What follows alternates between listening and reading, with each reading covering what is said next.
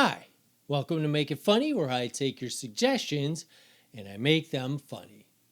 Hey, if you'd like to leave a suggestion, put it in the comments. It really works.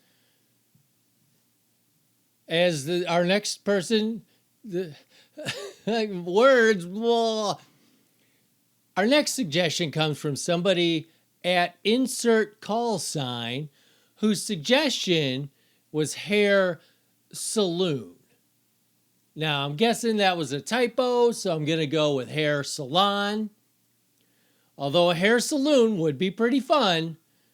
For starters, you could only have it in warm climates because you'd have those double doors. And during the winter in Chicago, that would just be terrible. Everyone's freezing. All the cuts would be uneven because everyone's shivering, the guy cutting. But so in a warm climate, you got the saloon doors. You bust in like, I need a cut. And then if you wanted, like, you know how a lot of haircut places like to also double as sports bars with televisions, and you could even have a drink? Well, here at the hair saloon, well, of course you could get a drink and you could have the accompanying music by the out-of-tune piano. Is it out of tune or did it get tuned to sound like it was out of tune? I'm a piano player and I still don't know the answer to that. Anyway, while you're getting your hair cut, you could have a frosty mug of beer or some whiskey. Listen to the out-of-tune piano. And of course, if you want, you can get a whole... So you're like, Bob, that looks great. And he's like, do you want to look at the back? No, I want to go upstairs and get laid because I'm at the hair saloon. And then after you get laid, you come down and you go, now, could you just trim the back? And also, I'm going to jump into that poker game real quick.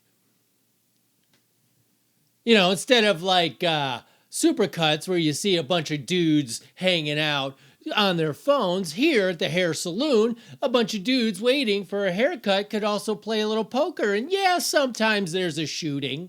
Sometimes somebody has the dead man's hand and they're killed. But yeah, for the most part, I think the hair saloon would be a great idea. Anyway, hair salon is what I think this person meant to suggest. I'll tell you what, I only go to places with titles where I know how the haircut is going to go ahead of time. Supercuts, great clips, fantastic Sams. I know what I'm going to get there. I go to Mario Tricosi. I don't know what the is going to happen. So that's a steadfast rule I have. And another steadfast rule I have is... So you usually find a hairstylist you like and you get along, they do a good job, and over time you get to know each other. You learn about each other's lives. All of this is fine if you follow my rule, which is keep it within the four walls, also known as don't where you eat. What I'm saying is it's fine to have the closest of relationship within the confines of the hair salon, but don't bring it outside. Because I made the mistake of doing that. I had the best stylist. She did a great job on my hair.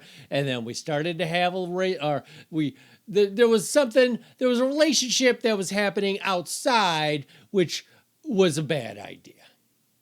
And I don't mean I had sex with her or that we started dating. It was much worse. It was so much worse. She had a business proposition.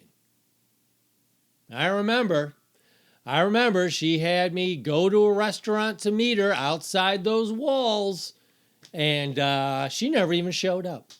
I'm pretty sure it was some sort of pyramid scam or something, or a Ponzi scheme she wanted me to get a hold of, or, get involved with. But she never showed up and I never went back to her because now things are just weird.